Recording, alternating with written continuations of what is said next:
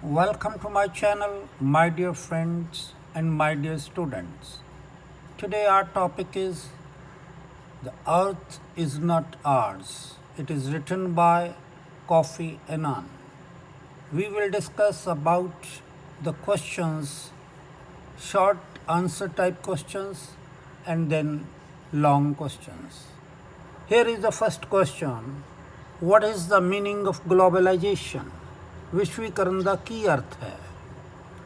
Globalization means treating the entire world as the field of an activity. The entire world as the field of an activity. ਕਿਸੇ ਵੀ ਕਿਰਿਆ ਦੇ ਲਈ ਪੂਰੇ ਵਿਸ਼ਵ ਨੂੰ ਇੱਕ ਖੇਤਰ ਸਮਝਣਾ ਗਲੋਬਲਾਈਜੇਸ਼ਨ ਹੈ। ਮਤਲਬ ਐਸਾ ਕਿ ਬੱਚਿਓ ਕਿ ਕੋਈ ਵੀ ਕੰਮ ਹੈ ਜਿਹੜਾ ਪੂਰਬ ਦੇ ਵਿੱਚ ਹੋ ਰਿਹਾ ਉਹ ਪੱਛਮ ਦੇ ਵਿੱਚ ਵੀ ਹੋ ਰਿਹਾ, ਜਿਹੜਾ ਪੱਛਮ ਵਿੱਚ ਹੋ ਰਿਹਾ ਉਹ ਦੱਖਣ ਵਿੱਚ ਵੀ ਹੋ ਰਿਹਾ। ਜੇਕਰ ਇੱਕ ਫੋਰ ਐਗਜ਼ਾਮਪਲ ਇੱਕ ਮੋਬਾਈਲ ਅਮਰੀਕਾ ਵਿੱਚ ਲਾਂਚ ਹੁੰਦਾ ਹੈ, ਅਮਰੀਕਾ ਦੇ ਵਿੱਚ ਲੋਕਾਂ ਦੇ ਹੱਥਾਂ ਵਿੱਚ ਆਉਂਦਾ ਹੈ, ਕੋਈ ਕੰਪਨੀ ਦਿੰਦੀ ਹੈ ਤਾਂ ਉਹ ਹਿੰਦੁਸਤਾਨ ਦੇ ਵਿੱਚ ਹੀ ਜਲਦ ਆ ਜਾਂਦਾ ਹੈ। ਠੀਕ ਹੈ। What are the dangerous of globalisation? ਬੱਚਿਓ ਵਿਸ਼ਵੀਕਰਨ ਦੇ ਕੁਝ ਲੇਖਕ ਨੇ ਖਤਰੇ ਵੀ ਦੱਸੇ ਨੇ ਕਿ ਵਿਸ਼ਵੀਕਰਨ ਜੇਕਰ ਹੋ ਗਿਆ ਤਾਂ ਇਹ ਖਤਰੇ ਹੋਣਗੇ। ਉਹ ਉਹਨੇ ਕੀ ਦੱਸੇ ਨੇ? There can be an increase in crime, terrorism and smuggling of weapons and narcotics due to globalization.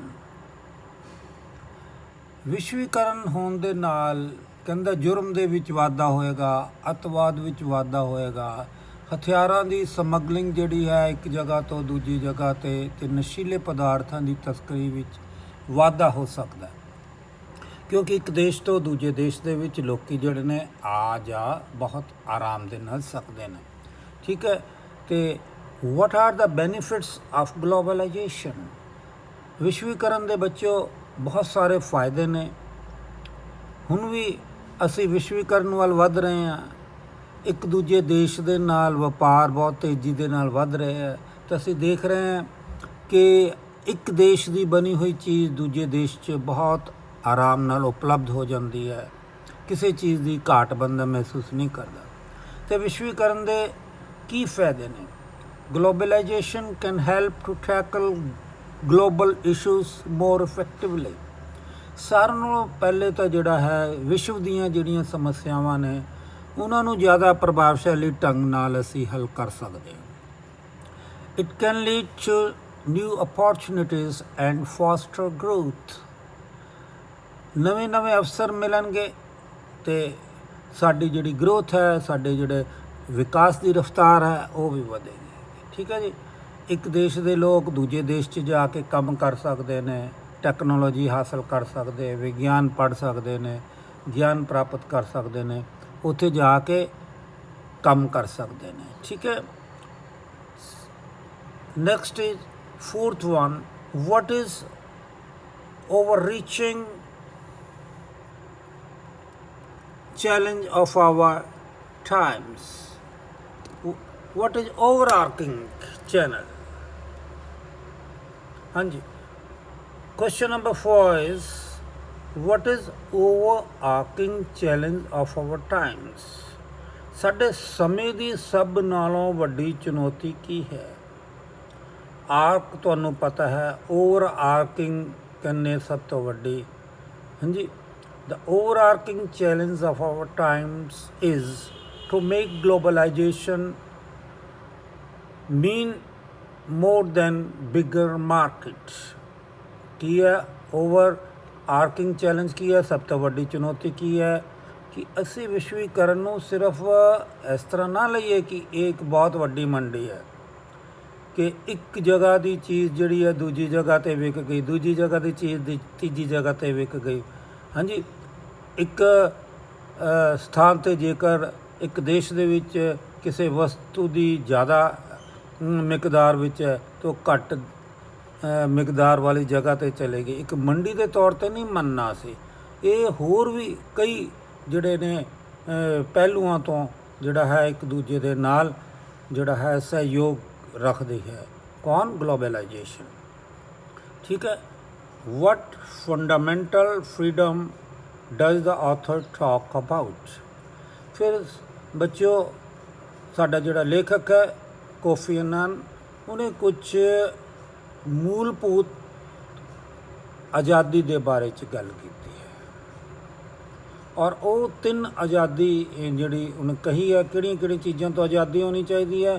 Freedom from poverty, freedom from poverty पहले तो भुखमरी तो गरीबी तो मुक्ति होनी चाहिए। फ्रीडम फ्रॉम फियर, डर तो मुक्ति होनी चाहिए है। कोई भी देश किसी दूसरे देश तो ना डरे, कोई भी आदमी किसी दूसरे आदमी तो ना डरे, कोई भी समुदाय कोई भी जात दूजी जात तो समुदाय तो ना डरे। Freedom for the future generation to survive on this planet. ये बच्चों सारे नालों इंपॉर्टेंट चीज़ है कि freedom for the future generation, आने वाली पीढ़ियां नू आज़ादी होवे। किस चीज़ की आज़ादी होए? To survive on this planet, कि वो इस ग्रह ते जीवन नू बनाई रखन अते चंगे ढंग दे नाल इस ग्रह ते धरती ते जीवन नू वधिया ढंग नाल जीन। ये नहीं कि उन्होंने जिहड़ी ऑक्सीजन मिले वो पोल्यूटेड मिले तो वह दुखी रहन, पानी सारा पोल्यूटेड मिले। हाँ जी, इस तरह का वातावरण कहता नहीं होना चाहिए। जेकर इस तरह का वातावरण होया तो फिर की है कि असी अपने बच्चों के वास्ते एक अच्छा संसार छड्ड के नहीं जा रहे। ठीक है, तो असी जिहड़ा है यह उन्हां दे वास्ते बहुत इस संसार नू प्रदूषण रहित दे के जाना है। Question number 6, why can't we say that human beings are not yet free and equal? इंसान ना तो बराबर है और ना ही आज़ाद है। प्यारे बच्चों, लेखक ने गरीबी तो आज़ादी कही है, डर तो आज़ादी कही है, पोल्यूशन फ्री वातावरण होए, इन्वायरमेंट वधिया होए। जेकर ये 3 आज़ादियाँ ने तो फिर तो असी अज तक आज़ाद नहीं होए। बराबरी नहीं है, क्योंकि लेखक कहता है कि 80% विश्व की आबादी जिहड़ी है वो गरीब है। Because at present half of the humans race is living in poverty. वर्तमान दे विच लगभग अद्धी मनुख जाति गरीबी विच रह रही है। What does the author say about internal wars?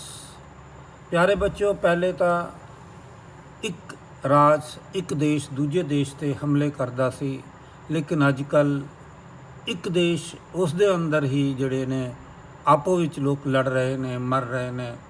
हाँ जी, तो एक जिहड़ा है खाना बदोशी टाइप दी जिहड़ी है जंग चली हुई है आपो विच।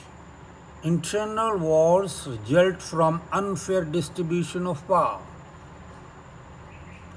and wealth of a country। किसी देश दे विच अंदरूनी युद्ध सत्ता ਅਤੇ संपत्ति ਦੀ ਵੰਡ ਦੇ ਵਿੱਚ ਜੇਕਰ ਨਿਆਂ ਨਾ ਹੋਏ ਤਦ ਹੁੰਦੀ ਹੈ।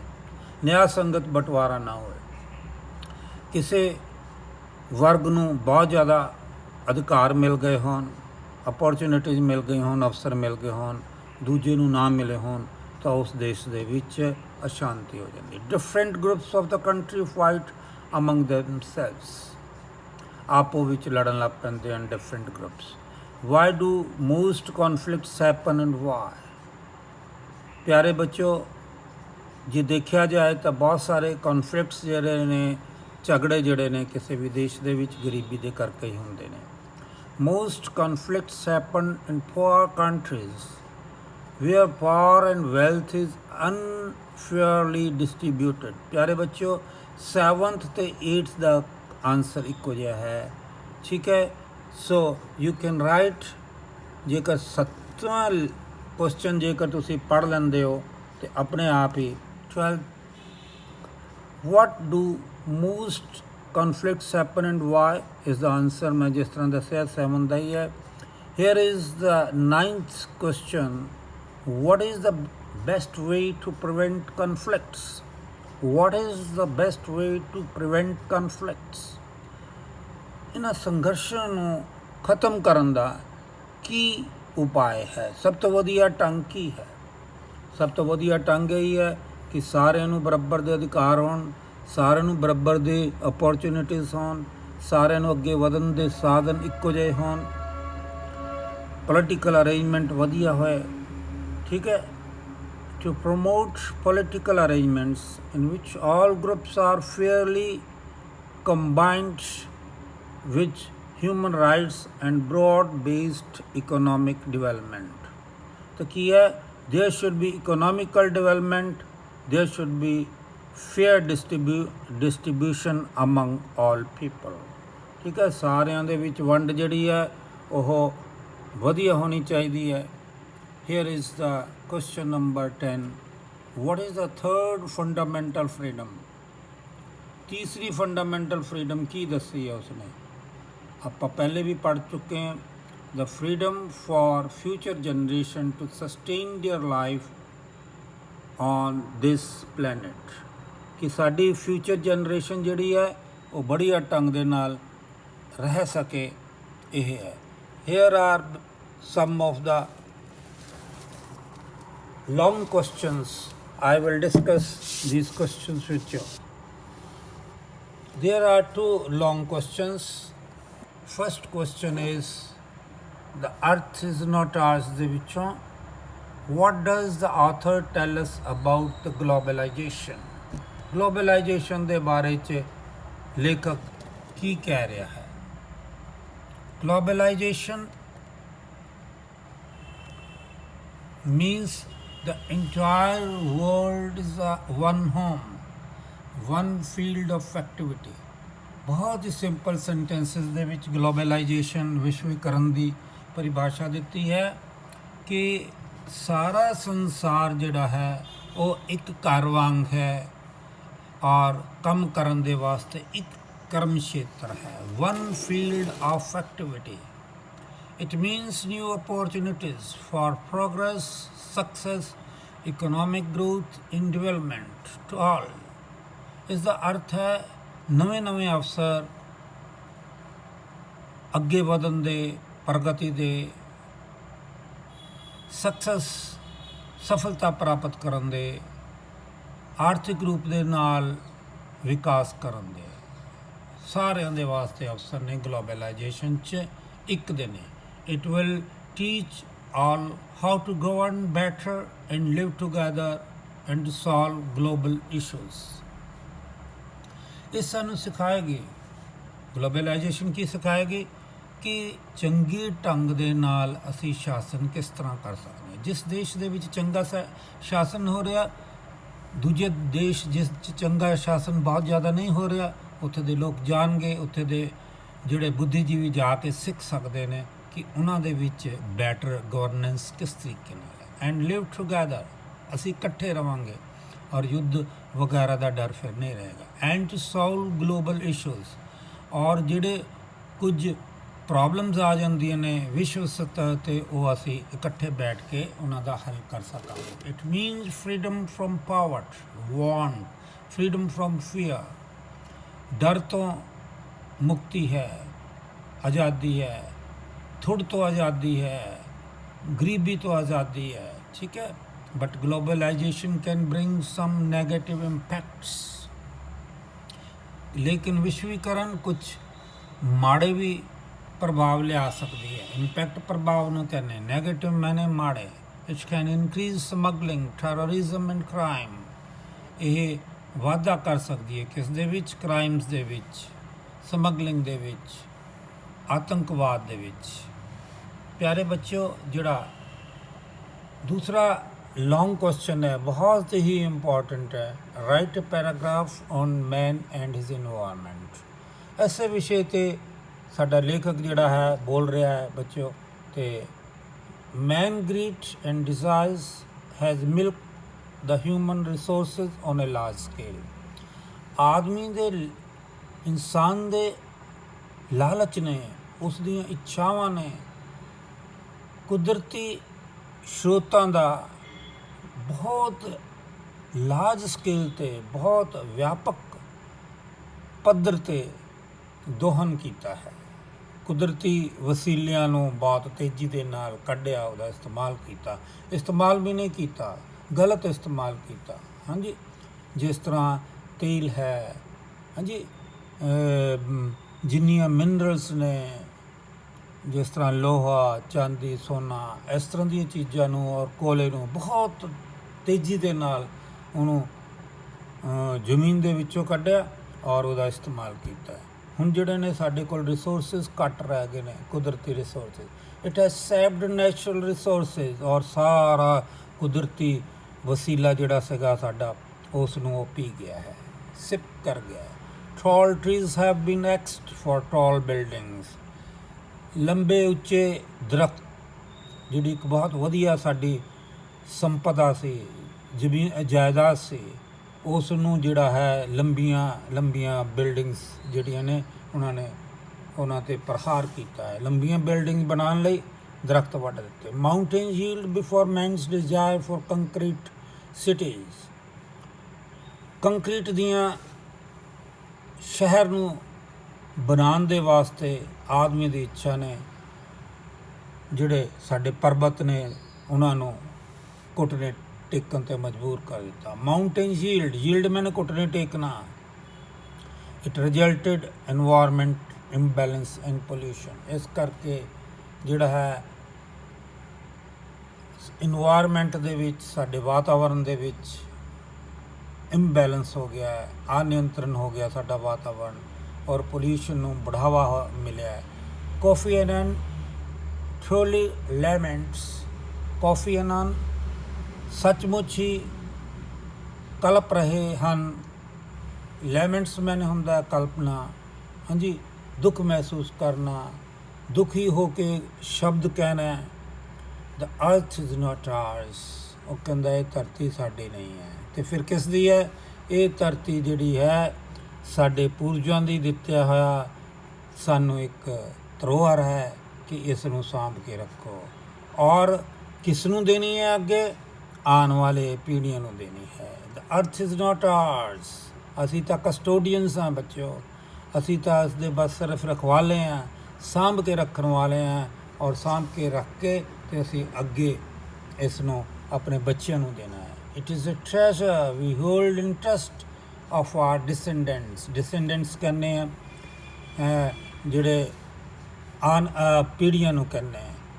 Men's craze for machine and industries has polluted badly the earth, air and water.